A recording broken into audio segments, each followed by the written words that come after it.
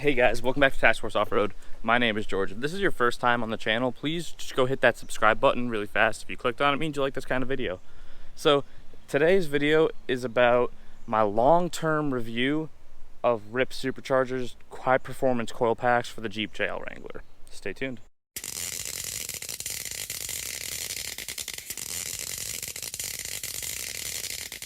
So it's been about roughly 6 months since I've installed the coil packs on my Jeep over here. And I want to say, I love them.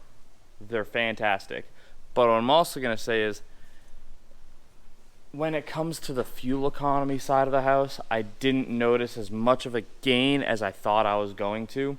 Now, in Ripp's defense, what I'm going to say to that is, maybe a month and a half after I put the coil packs in, which, mind you, this was still very, very cold weather up here in New England, I installed my JCR fenders.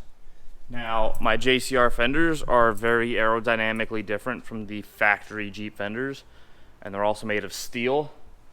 So I wouldn't be surprised if the way it's allowing the airflow over my Jeep to negatively affect the gas mileage, because I didn't see that much of an improvement. I was starting to see it go up a little bit when I first installed the coil packs. And then once the fenders went on, it dropped. So I'm accounting that to the fenders and not to the coil packs. So I don't think that was a negative effect of the coil packs. I think that was a negative effect of the fenders. But even then, it's not that bad, and I probably would say the coil packs have lessened the impact of that. But as of right now, I just reset my fuel about 2 days ago, so it's still about to get dialed in, but I'm averaging around the high 17s, low 18s right now, depending on how much highway driving I do. The more highway driving I do, the lower that number goes. The less highway driving I do, the higher that number is. Now what these do is they give you 10%, or not 10%, they'll give you 10 extra horsepower on the top end, so slapped out of the top.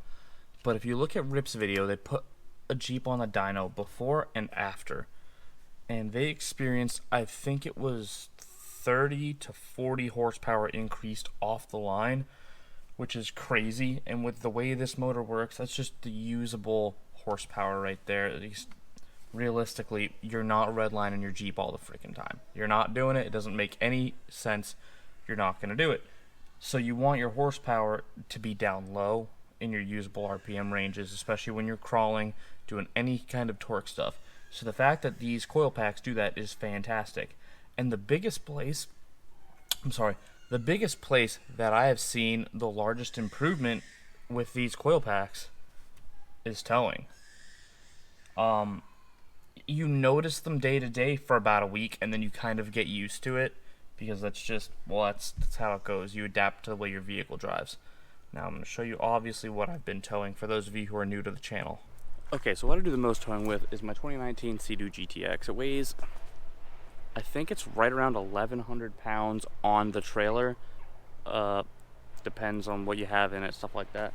So we're floating around 1,000 pounds with that, and that's usually what I'm towing with when I tow with the Jeep. And last summer, before I had the coil packs in, I felt like I had next to no power, especially on the freeway. Around town wasn't too bad, but on the freeway, when I was going places farther away, it's just, I felt like I could barely be in 5th gear, where normally 5th gear is my cruising gear. And that it's not that was a problem. However, that completely went away when I started towing with the coil packs installed from Ripp. Now, it was a night and day difference. I felt like the Jeep just had more pep and more get up and go, and had the ability to tow it much easier on those longer journeys, going faster, especially uphill and stuff like that. It just performed a lot better, and that shows how much more power and improvement you have in those lower range RPMs when it comes to once you have these things installed.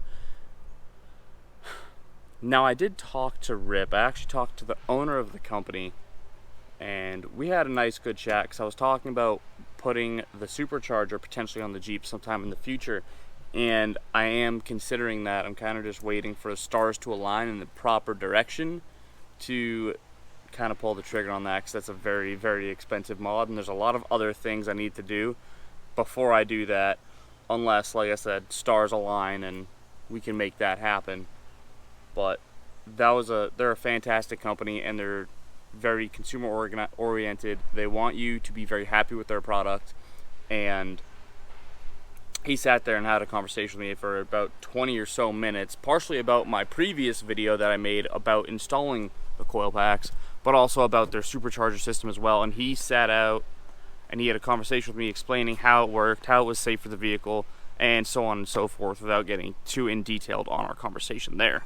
So I definitely would recommend installing these on your Jeep. Just the amount of gain you get for it, I think, outweighs the cost, because they are a little bit pricey, I'm not gonna lie. They're about $300-ish for something that you're not gonna notice audibly. You're not gonna notice that much of a drastic improvement in MPG that I have seen so far. That could also be the way I drive. I've been driving kind of like an ass recently, where I just started not driving like an ass, and by that I mean before I shift the gear I'd be in like 5,000 RPMs, which I shouldn't drive like that daily. It's just not needed, but I've been driving that way, so I'm gonna start shifting around 3,000 RPMs, you know, probably where I should be fuel economy wise, and that should help my fuel economy a lot. I think the coil packs are gonna magnify that as well. But I definitely suggest you guys get this. It's a well worth mod for the Jeep JL, and probably any Jeep. And they also just released it for Tacomas too, so that's kind of really cool. I'm sure they're gonna expand their line with their coil packs and their superchargers and all their other stuff to other vehicles as it comes. Right now it's mostly Mopar stuff, but like I said, they're bringing some to the Toyota table as well right now, so stay tuned for that. Some of you Toyota guys, I know there's some of you on the channel.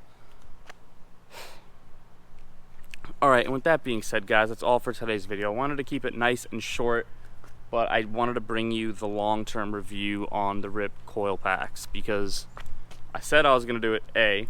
B, I was genuinely curious how these things were going to do, and I want to give you guys the information on how they did, because it's kind of important for you to make purchases based on that.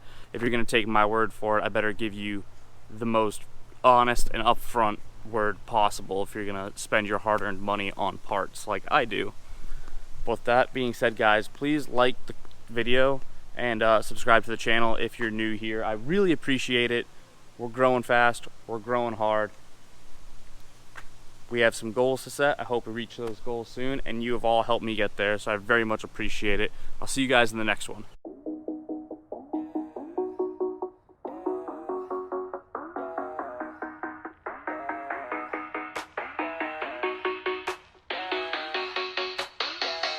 Yeah, it's that first day of first grade. That cute girl, your third day. That backpack, that snapback you've had since the third grade. The first time you got laid, the